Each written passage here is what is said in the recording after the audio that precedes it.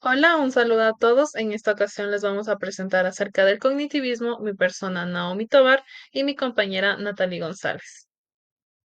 Y para empezar vamos a hablar sobre la lingüística cartesiana, quien su representante más importante fue Abraham Noam Chomsky, quien es reconocido por ser radical tanto en sus ideas políticas como en las que definía la lingüística. En la política criticó abiertamente desde un principio la guerra de Vietnam y el apoyo de Estados Unidos a Israel en Medio Oriente. En la lingüística resucitó lo que consideraba que era el programa racionalista de Descartes, proponiendo explicaciones sumamente formales del lenguaje como el órgano de expresión de la razón y resucitando la noción de las ideas innatas. Chomsky también consideraba que el lenguaje era una posesión radical, irracional, exclusivamente humana. Sus ideas entraron en conflicto en los tratamientos conductistas del lenguaje. Ahora hablaremos del ataque a la conducta verbal. Donde el lenguaje constituía un desafío permanente para el conductismo, Spence sospechaba que el lenguaje no se podía explicar con leyes de aprendizaje obtenidas de estudios con animales. La preocupación conductista acerca de que quizá Descartes tuviera razón cuando afirmaba que el lenguaje era exclusivo de los seres humanos se hizo manifiesta en la crítica de Chomsky a la obra de Skinner, La conducta verbal de 1959, que probablemente es el artículo más influyente en la historia de la psicología desde el manifiesto conductista de Watson. Chomsky arremetió no solo en contra del planteamiento de Skinner, sino también en general contra las ideas empiristas en lingüística, psicología y filosofía. En su opinión, la conducta verbal no era más que una redacción a lo absurdo de los supuestos conductistas, y quiso demostrar que era pura mitología. La crítica fundamental de Chomsky al texto de Skinner era su ambigüedad. Los términos técnicos fundamentales de Skinner como estímulo, respuesta o refuerzo estaban bien definidos en los experimentos de aprendizaje animal, pero no pudieron extrapolarse, como pretendía Skinner, a la conducta sin sufrir modificaciones. Chomsky sostenía que si se intentaban utilizar términos de Skinner en un sentido estrictamente técnico, se podía demostrar que no eran aplicables al lenguaje, y que si se entendían metafóricamente resultaban tan vagos que no suponían ningún avance respecto a las nociones lingüísticas tradicionales. La actitud de Chomsky hacia Skinner era despectiva, porque no estaba dispuesto a aceptar que su conducta verbal como una hipótesis científica, y consideraba que era un texto confuso y fundamentalmente equivocado. Su crítica aguda e impecable, junto con su propio programa positivo, aspiraba a derrocar la psicología conductista, no a liberarla. Para Chomsky el conductismo no podía ser reformado, solo podía ser sustituido. Ahora hablaremos de la gran influencia que tuvo Chomsky. Chomsky, en 1966, adopta una postura racionalista y cartesiana al creer que ninguna aproximación conductista al lenguaje pudiera equipararse con la infinita creatividad y flexibilidad de éste. En su opinión, esta creatividad solo es comprensible si se reconoce que el lenguaje es un sistema regido por reglas.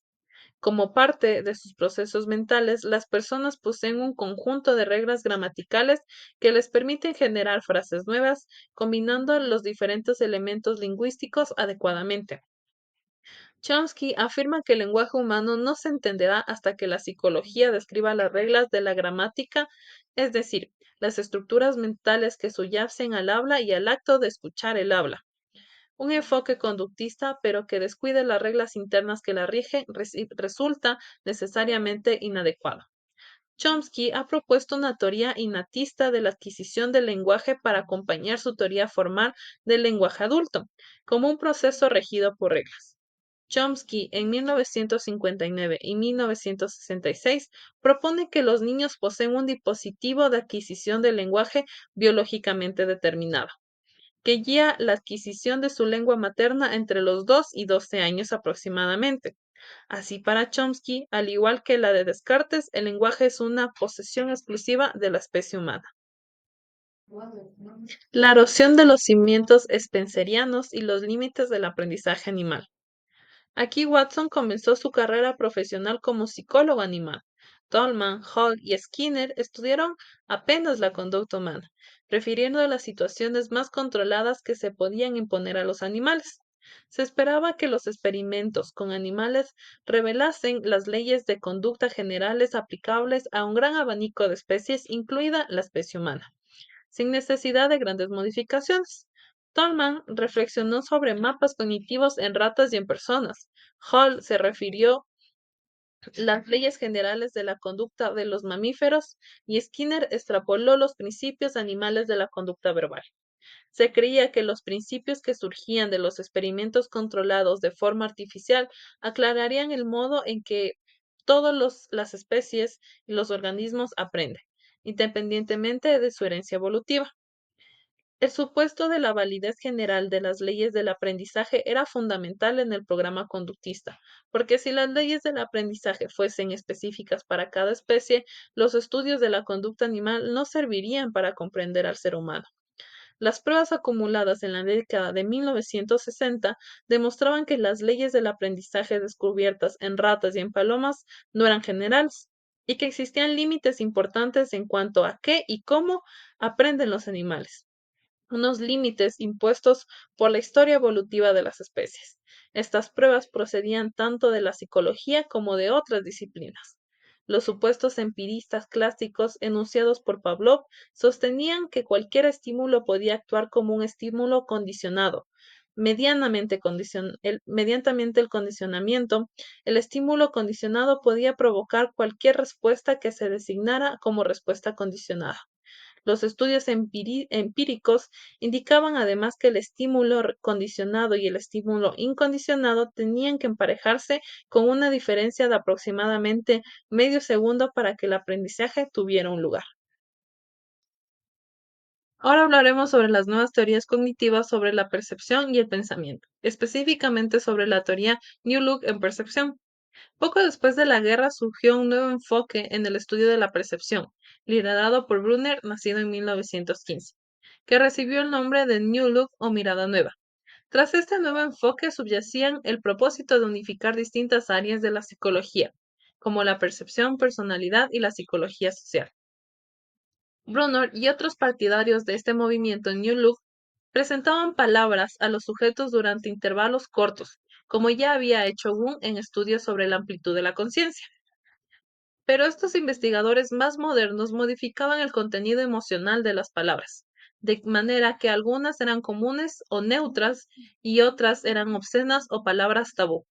Brunner y sus colaboradores descubrieron que para que los sujetos identifiquen una palabra tabú necesitaban periodos de exposición más largos que para la identificación de una palabra neutra.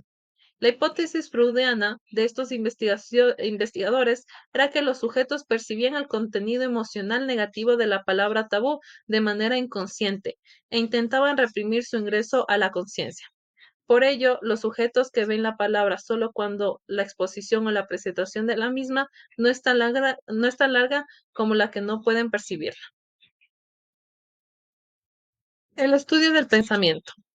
El interés por la percepción y por sus demostraciones de que tanto la mente como la personalidad moldeaban activamente la percepción llevaron a Brunner a estudiar los antiguos procesos mentales superiores.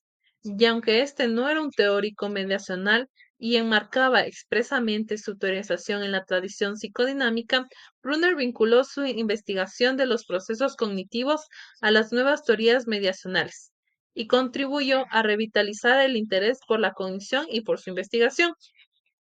En el texto histórico, Un estudio del pensamiento, de Brunner, en 1956, este investigó la formación de conceptos y la clasificación que hacían las personas de nuevos estímulos de acuerdo con diferentes categorías conceptuales. Brunner y sus colaboradores presentaban a los sujetos series largas de figuras geométricas definidas en función de numerosas dimensiones, como forma, tamaño y color. A continuación, les pedía que averiguasen, a base de elegir y descartar objetos, qué concepto clasificatorio estaban empleando el investigador. Por ejemplo, el concepto de descubrir podía ser todos los triángulos rojos, y el investigador podía empezar por señalar un triángulo grande y rojo como ejemplo del concepto. A continuación, el sujeto seleccionaría otros estímulos del muestrario y recibiría información acerca de que si pertenecían o no a la misma clase del concepto. Por ejemplo, elegía un cuadro grande y rojo. Se le respondía no. Si escogía un triángulo pequeño y rojo, solo se le diría sí. El sujeto relacionaría ejemplares hasta conseguir adivinar la definición del concepto elegido por el investigador. Estudiaron en cambio la formación de conceptos como un proceso activo, no como un proceso asociativo, en que las elecciones de los participantes se guiaban por una determinada estrategia ideada para solucionar el problema. El auge de la psicología cognitiva. Descartes creía que todos los procesos cognitivos humanos, salvo el pensamiento, eran ejecutados por la maquinaria del sistema nervioso. En ello basaba la radical diferenciación entre el ser humano consciente y el animal mecánico. Watson, al igual que Hobbes y Lemaitre, proclamó que tanto seres humanos como animales eran maquinarias y que la salvación humana residía en aceptar esta realidad y en diseñar un futuro perfecto, con el cual había imaginado Skinner en Walden 2. Las dificultades con las que se enfrentó la psicología de la conciencia impresionaron tanto a los conductistas metodológicos que simplemente admitieron que la mente, es decir, la conciencia, no era un asunto adecuado para la ciencia, y optaron por estudiar el comportamiento como si la mente no existiera. Entre ellos, Tolman consideró que los procesos mentales, sus mapas cognitivos, existían y tenían que formar parte de la psicología, pero nunca encontró una manera idónea para traducir sus intuiciones mentalistas al lenguaje científico. Conductistas filosóficos, tales como Huxley, habían intentado conquistar la mente mediante su redacción a procesos cerebrales, pero para esta época un planteamiento de esa índole carecía de recursos tanto conceptuales como metodológicos para poder avanzar. El camino de las ideas propuesto por Descartes, Locke y otros filósofos en el siglo XVII y XVIII ofrecieron una perspectiva de la mente a la que se postre un resultado perfectamente reconciliable con un concepto profundamente mecánico, no solo del cuerpo, sino también del propio pensamiento. La clave hacia el camino de las ideas radicaba en dos nociones, las reglas y las presentaciones. El triunfo del procesamiento de la información. Los conceptos del procesamiento de la información se aplicaron rápidamente a la psicología cognitiva humana. Un hito histórico en esta línea fue el trabajo de George Miller. Miller se estaba alejando de una postura conductista ecléctica sobre el aprendizaje humano y terminaría siendo uno de los líderes de la psicología cognitiva en la década de 1960. En su artículo de 1956, Miller llamó la atención sobre las limitaciones de la atención y de la memoria humanas, y allanó el camino para la primera ola masiva de investigaciones en el campo de la psicología del procesamiento de la información, que se concentraron en la atención y la memoria a corto plazo.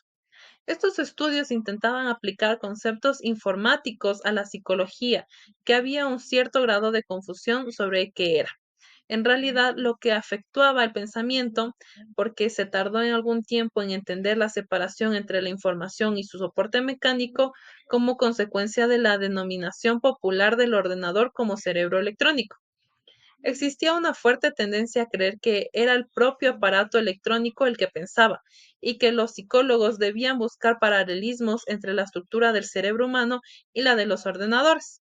Por ejemplo, James Miller en 1955 concibió una psicología comparada que no trabajase con animales sino con modelos electrónicos, porque las acciones de los ordenadores son en números e interesantes aspectos similares a las de la conducta del ser viviente.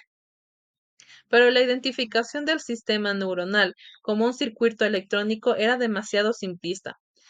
Como ya había afirmado Turing en el estudio de 1950, los ordenadores son máquinas de propósito general, y en su homenaje se denominaba máquina de Turing al ordenador de propósito general teóricamente perfecto.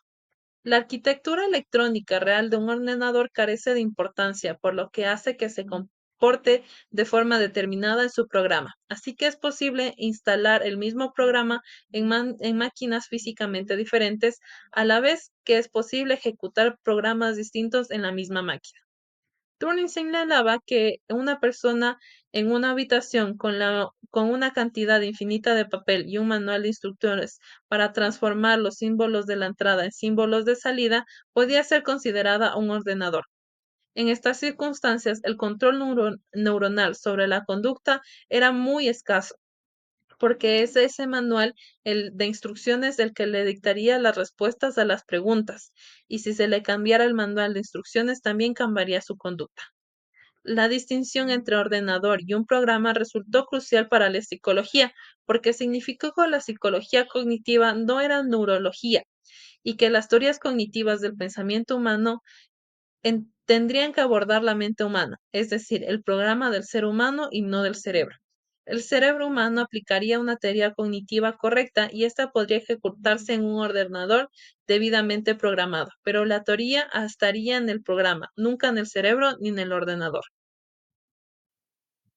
La simulación del pensamiento. En 1958, Alan Newell, Shaw y Herbert Simon simularon claramente la nueva concepción de la psicología en elementos de una teoría de resolución de problemas.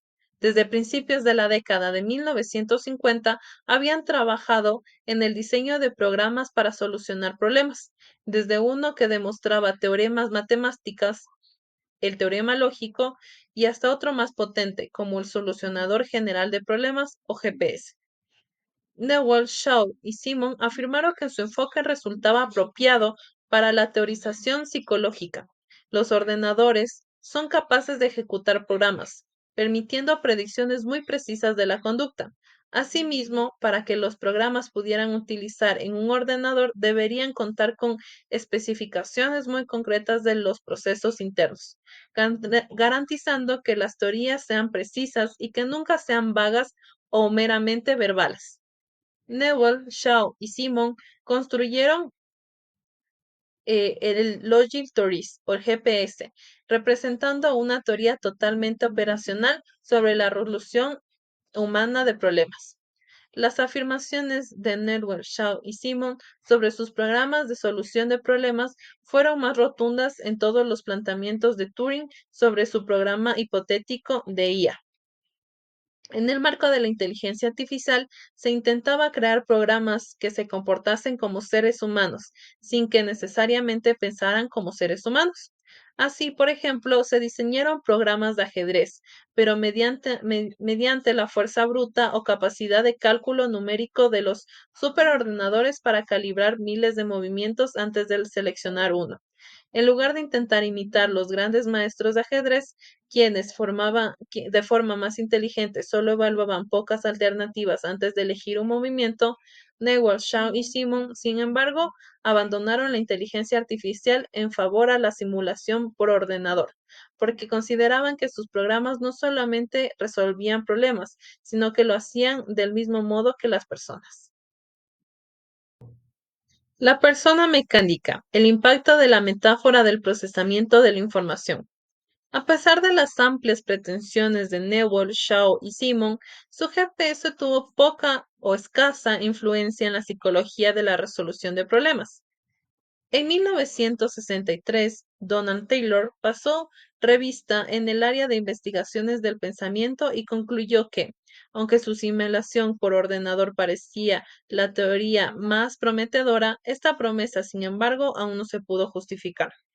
3 años después, Davis, en 1966, examinó el ámbito de la solución humana de problemas y excluyó que hay una unanimidad asombrosa en las orientaciones teóricas más recientes sobre el pensamiento humano y la resolución de problemas.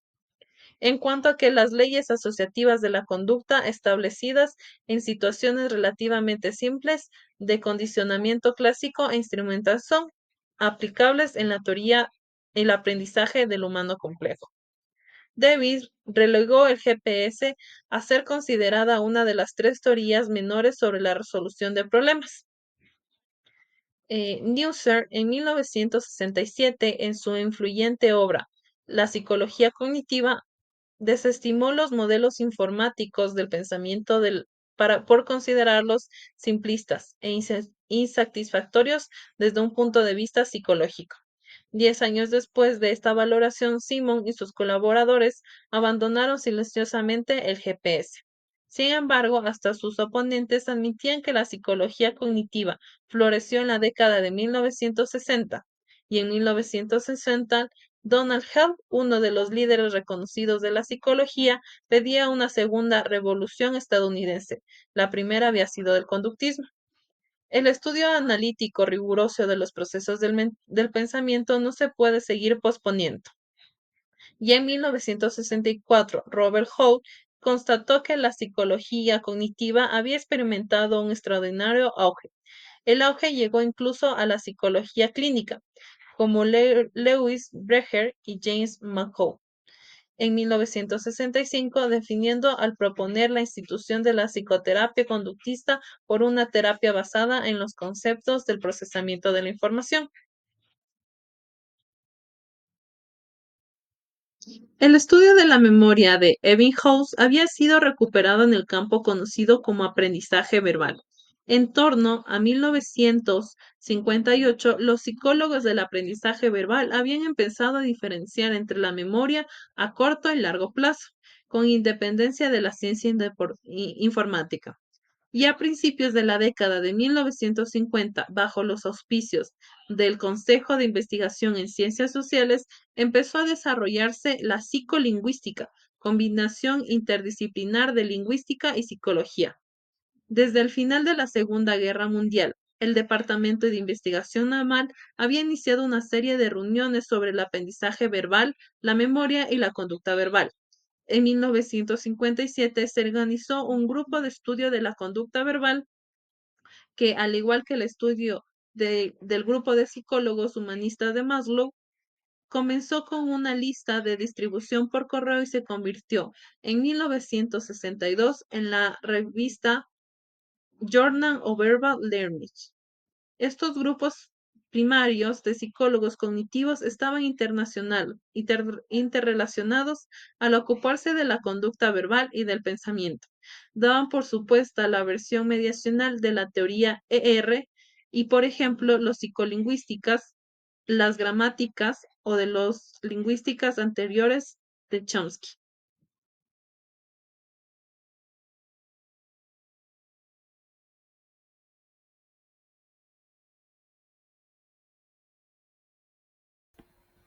Hoy hablaremos sobre el mito de la revolución cognitiva. La psicología cognitiva del procesamiento de la información no fue una revolución que derrocó al conductismo, sino más bien una evolución natural y sofistificada del comportamiento a pesar de la creencia popular entre los científicos cognitivos de un origen revolucionario, un mito kuhniano.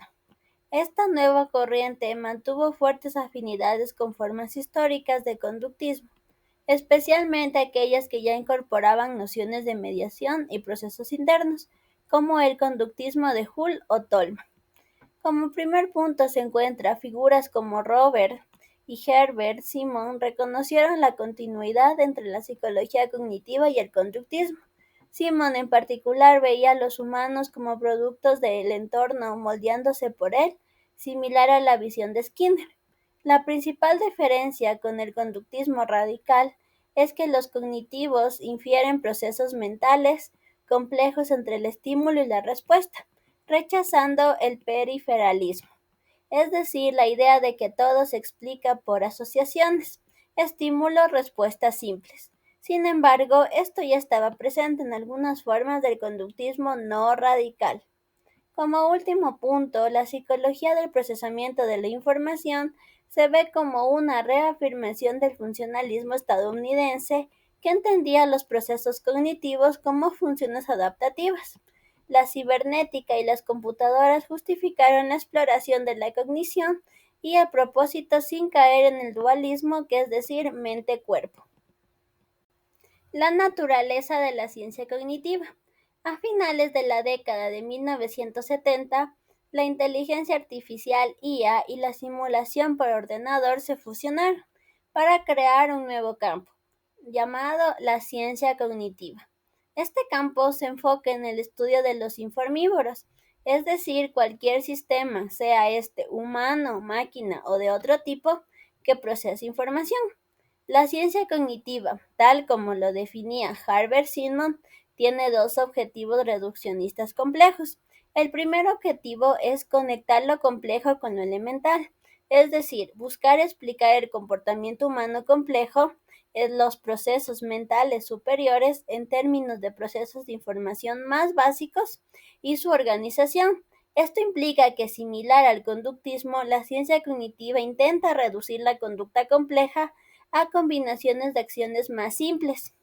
El segundo objetivo es reducirlo a lo neural, es decir, aspira a especificar los sustratos neurales de estos procesos de información elementales, buscando explicar el pensamiento humano en términos de neurofisiología, reminiscentemente del conductismo fisiológico. Las mentes de los informívoros, el nuevo funcionalismo. El funcionalismo es una tesis central en la ciencia cognitiva de la mente humana con un programa de ordenador y el cerebro, con el hardware, en el caso de los humanos. La idea principal de esto es que las funciones computacionales de un programa puedan ejecutarse en diferentes máquinas, independientemente de sus diferencias físicas. El funcionalismo se basa en cómo funcionan los programas de ordenador, un software de contabilidad. Por ejemplo, este realiza las mismas funciones sumar, restar, sin importar si se ejecuta con una Apple o con una PC. Nuestra mente es un programa ejecutable que controla nuestro cuerpo. Los psicólogos, bajo esta perspectiva, actúan como programadores informáticos que estudian un ordenador desconocido, investigando la relación entre entradas y salidas, sin necesidad de enredar en el cableado del cerebro. Tolman propuso que los organismos creaban representaciones del mundo, es decir, mapas cognitivos, para guiar su conducta, lo que explicaba mejor el aprendizaje y la intencionalidad. El funcionalismo supera estos problemas al usar la complejidad de los programas informáticos. También argumenta que, al igual que un ordenador, que éste aplica reglas formales a representaciones internas sin necesidad de un fantasma que las interprete. La mente humana también lo hace. La madurez de la ciencia cognitiva. Como primer punto se encuentra incertidumbres. En la década de 1980, la ciencia cognitiva enfrentó una crisis de madurez debido a problemas sin resolver y a un creciente descontento interno. Las predicciones iniciales de la inteligencia artificial, IA, hechos por pioneros como Herbert Simon, resultaron ser exageradas. Por ejemplo, la promesa de los ordenadores supieran a los humanos en ajedrez o descubrieran teoremas matemáticos en una década no se cumplió completamente, aunque Deep Blue venció a Kasparov muchas después. Como primer punto, James Jenkinson, en 1981, un psicólogo que vivió la transición al procesamiento de la información, expresó un malestar en el campo criticando la superficialidad del estudio y la falta de avance significativo en la resolución del problema real. Aunque creía en los humanos como máquinas universales, veía la disciplina en la deriva.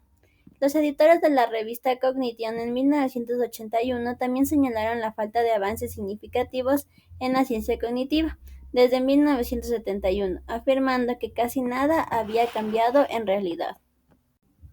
Segundo punto, debates. La ciencia cognitiva, especialmente la psicología del procesamiento de la información, se basa en el concepto de representación. Sin embargo, la naturaleza y el significado de estas representaciones, particularmente de su intención, es la propiedad de referirse a algo más allá de sí mismas, en donde se presentan grandes desafíos. Como señaló Wittgenstein, una representación visual puede tener múltiples interpretaciones. El funcionalismo busca desmitificar la intencionalidad reduciendo la semántica, es decir, el significado a la sintaxis, que es la forma. John Searle ilustró esto con su famoso experimento mental llamado habitación china. Una persona dentro de la habitación que no sabe chino puede manipular símbolos chinos, siguiendo reglas formales de un libro, es decir, de la sintaxis, y producir respuestas coherentes a preguntas en chino. Para un observador externo, la habitación parece entender chino y pasa la prueba de Turing. Sin embargo, la persona dentro no entiende nada. En cambio, Searle argumenta que una máquina o un ordenador puede simular la inteligencia manipulando símbolos sin realmente comprender su significado. Esto sugiere que la prueba de Turing no es una medida adecuada de la inteligencia real. Como otro autor se encuentra Searle, que también distingue entre la IA débil, los ordenadores como herramienta de cálculo y simulación, y la IA fuerte, que se basa en la afirmación de que la simulación de inteligencia es inteligencia. Este autor sostiene que la IA fuerte nunca puede tener éxito porque los ordenadores carecen de las funciones biológicas naturales del cerebro para pensar y comprender, al igual que no puede fotosintetizar. Continuando con debates, el problema del marco desafía la capacidad del formalismo, es decir, la idea de que cualquier cosa que haga una persona puede reducirse a un procedimiento formal. Para capturar la inteligencia humana, un cuento de Daniel Dennett ilustra esto con una serie de robots. Estos robots ilustran que es imposible programar un sistema para que maneje todas las implicaciones relevantes de una situación sin desbordarse con información irrelevante. Los humanos, sin embargo, resolvemos problemas rápidamente, concentrándonos en lo pertinente sin procesar explícitamente cada posible implicación. Esto cuestiona si el conocimiento y la resolución de problemas humanos puede ser completamente formalizadas en reglas computacionales. Estos autores, como John Searle, creen que los humanos sí poseen deseos y creencias reales, y que la psicología popular, nuestra forma cotidiana de entender la mente, es verdadera. Los ordenadores, en cambio, solo simulan estas capacidades. En cambio, Steven Stich argumenta que la psicología científica debe centrarse solo en el procesamiento sintáctico de información, y que la psicología popular, al no ser verdadera, será eventualmente abandonada. En cambio, Daniel Dennett intenta conciliar ambas posturas, sugiriendo que científicamente debemos ver a las personas como máquinas, pero en la vida cotidiana podemos seguir usando la psicología popular de creencias y deseos. Como último punto se encuentran las tendencias. A principios de la década de 1980, en medio de las dudas sobre el paradigma tradicional de manipulación de símbolos en la ciencia cognitiva, surgió un nuevo enfoque, el conexionismo. Este revivió tradiciones tanto en la psicología, es decir, del conexionismo de Thorndike y Hull, que explicaba la conducta por el fortalecimiento, debilitamiento de conexiones entre estímulos y respuestas, como en la IA. Estas son arquitecturas de procesamiento en paralelo, como el perceptor de Rosabland, que habla sido eclipsados por los sistemas secuenciales.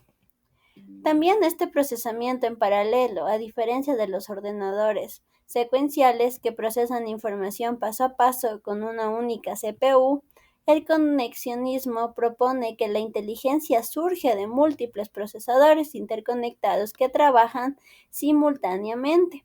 Estos sistemas pueden aprender ajustando la fuerza de sus conexiones basándose en la retroalimentación del entorno. Hablando de las tendencias, marca un punto importante la inspiración cerebral. Una de las principales motivaciones fue que el cerebro opera de manera paralela, es decir, mediante neuronas interconectadas que se activan simultáneamente, lo que hacía del conexionismo un modo más biológicamente plausible que la IA simbólica. El conexionismo se hizo atractivo por los fracasos de la IA simbólica en tareas fáciles para humanos. Esto como el reconocimiento de patrones y su dificultad para simular el aprendizaje. La inteligencia puede analizarse en tres niveles. El primer nivel es el nivel cognitivo. Este puede ser la tarea a realizar, por ejemplo, sumar. El segundo nivel es algorítmico, que es el programa o reglas que le ejecuta. Por ejemplo, pasos para sumar. El tercer punto es la implementación, el hardware específico que lleva a cabo la tarea. Como ejemplo, cómo los electrones se mueven en un chip. Mientras la IA simbólica tendía a ignorar el nivel de implementación, el conexionismo considera que la naturaleza del hardware, el cerebro, es crucial para entender la cognición. Para finalizar este subtema sobre las tendencias, el conexionismo aborda cómo las habilidades conscientes, es decir, el pensamiento rígido por reglas, se vuelven intuitivas y automáticas por pensamientos que obedecen a las reglas. Esto sugiere que la conducta humana solo obedece reglas a nivel consciente, mientras que los procesos intuitivos y automáticos del cerebro operan de forma radicalmente diferente a través de procesamiento paralelo no simbólico. 1. La mente consciente, especialmente el pensamiento racional, puede ser visto como una máquina virtual serial que se implementa en esta arquitectura paralela del cerebro, como un programa de software sobre un hardware. 2. Esta síntesis dio origen a la neurociencia cognitiva, la cual busca salvar la brecha entre los modelos cognitivos algorítmicos y las estructuras cerebrales que los ejecutan, impulsada por los avances tecnológicos en el estudio del cerebro. Actualmente, un nuevo movimiento llamado cognición incorporada desafía pilares del paradigma cartesiano de la ciencia cognitiva tradicional, también conocida como ciencia cognitiva cartesiana. Esta se divide en varios grupos. El primer grupo es el computacionismo. Esta es la idea de que la cognición es solo manipulación de símbolos por reglas lógicas. El neurocentrismo es la creencia de que los procesos cognitivos ocurren exclusivamente en el cerebro. La indiferencia corporal se basa en la noción de que la estructura física del cuerpo es irrelevante para los procesos cognitivos del cuerpo. El estudio de la mente en los albores del nuevo milenio. A finales del siglo XX y principios del siglo XXI, el estudio científico de la mente, ahora bajo el nombre de neurociencia cognitiva, experimentó un gran florecimiento, con éxitos como los bestsellers de Steven Pinker y la obra de Daniel Kahneman, así como frecuentes artículos en prensa especializada. Parecía que una comprensión integral de la mente estaba al alcance de la psicología. Sin embargo, existía una visión disidente, la del escritor científico John Horgan. Él argumentaba que la neurociencia cognitiva era una ciencia del espectáculo, que producía descubrimientos aislados sin lograr una imagen completa de la mente humana. Horgan también criticaba la falta de aplicaciones prácticas y efectivas derivadas de las teorías psicológicas psiquiátricas. En esencia, la neurociencia cognitiva se encontraba en una encrucijada entre el optimismo por sus avances y las críticas sobre su capacidad para ofrecer una comprensión holística y aplicaciones concretas de la mente.